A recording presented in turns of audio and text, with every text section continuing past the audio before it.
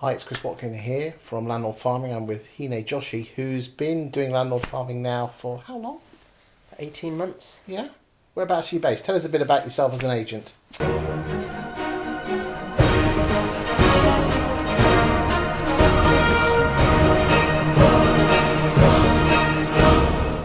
So I'm working with Sean Newman. You've met. I do started looking after the letting side in Coventry, and that's sort of grown and sort of evolved. But the business is covering Coventry, Leamington, Rugby for the moment. And as part of the role, it was to launch Finding Country Lettings, because it's a slightly different patch. Okay. Keeping busy. So what's your landlord farming journey been in the last 18 months then? Describe the journey in the stages and what you've done to the fellow landlord farmers and agents in there who are thinking of doing it, and those that are doing it who think they could do better. It's definitely, obviously I'm going to say it's definitely worth it. But what fears did you have at the start of doing it? Because at the end of the day, you've actually got some skin in the game. Because this is you're not an employee. You're actually part of the business, aren't you? Yeah. So I suppose I didn't have any concerns with starting because we'd worked together previously before, and from my background in a state agency, I was always taught that it's always sort of evolving, and things change, and if there's two lessons that I learned was that there's more that I don't know that I do know. And, the things that I do know in 5 years' time, a lot of that's going to become irrelevant. So I always try and keep my mind open and know that the things which are working now are not necessarily going to be working in a few years' time. And from when we, I think, originally started to work together all those sort of years ago, we've already been on that journey where we went from newspaper adverts to advertorials, where we went from dropping leaflets to dropping newsletters. So this just felt as if it was for me, it was just the next sort of step. Because from what I've done previously, we always know that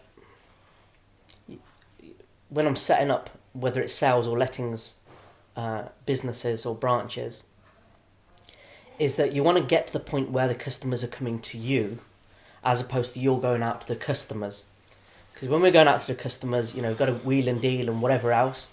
And as much as what we go on, like the Adam Walker type training and whatever else, training, sort of subsequent training, or we take on board the Golden Circle and all the other training that we've all had, there's always that point where when customers start coming to you and say, do you know what, I heard you sold or you rented Mrs. Jones's property, I want exactly the same. Fees become secondary. So I was never apprehensive about. So if you had to describe what have you done in the last 18 months? What's actually happened? What did you do at the start? So I think initially we were using, obviously we've got your articles.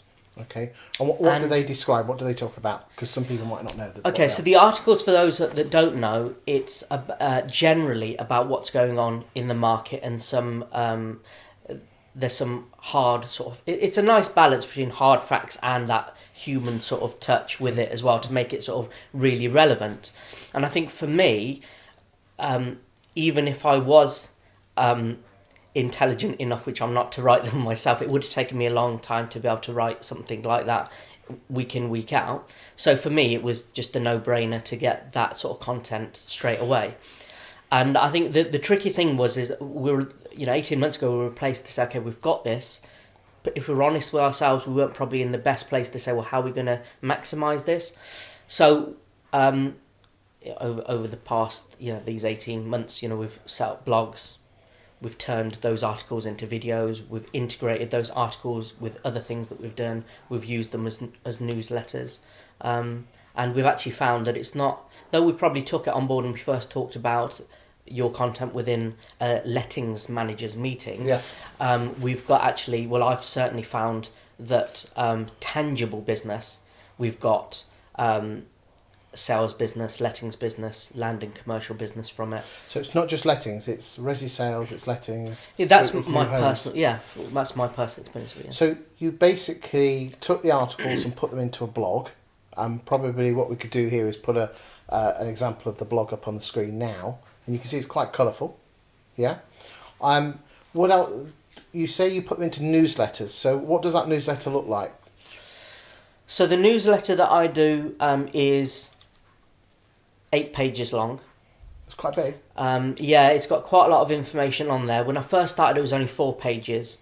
So when we first started, it would be one of your articles as a main, and then I think, look, I've used your content as a platform to turn it into something that I've tried to be sort of bigger on So it. describe to me what the 8-page looks like. And again, probably we could, as you're talking about it, we'll put something on the screen and show it as it goes. Yeah. So describe it to the guys look, as we're going through it. The first page is one of your articles. The second page is a few headlines from Estate Agency Today, Investor Today, or whatever, because I've spoken to those editors and they're happy for us to share their content. And we put a hyperlink in there.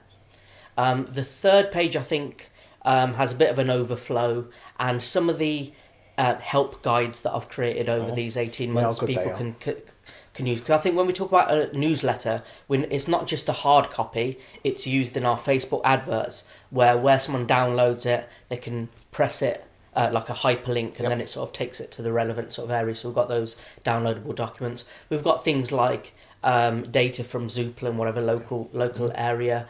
Because we're part of the guild, we've got one of their guild blogs. We've got a Fine and Country blog, and then the back page also has one of your. So it's all about Coventry and different aspects of the property market and buying and selling and things like that. Yeah, I think we've tried to the content we've tried to appeal to, whether it's a first-time buyer, tenant, landlord, or seller. Well, everyone's interested in the local property market, aren't they? Well, yeah, exactly. So, and I think this was one of the mistakes that I made when we started talking about sort of social media, and I was thinking back to when I've used social media before, and I think I had preconceptions of I want a landlord in Coventry to contact me. It doesn't quite work like that. We've got to go out and provide the information that's going to capture a wide audience, and then from what you can see them reading, clicking, whatever else, opening up, you can start sort of.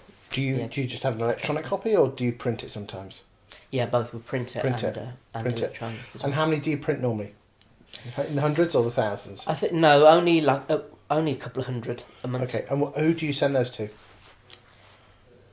We started to send them out to selected sort of landlords who we were trying to sort of target and whatever else. But to be honest, we don't do that anymore because we're using Facebook advertising, which we found works better in that sense.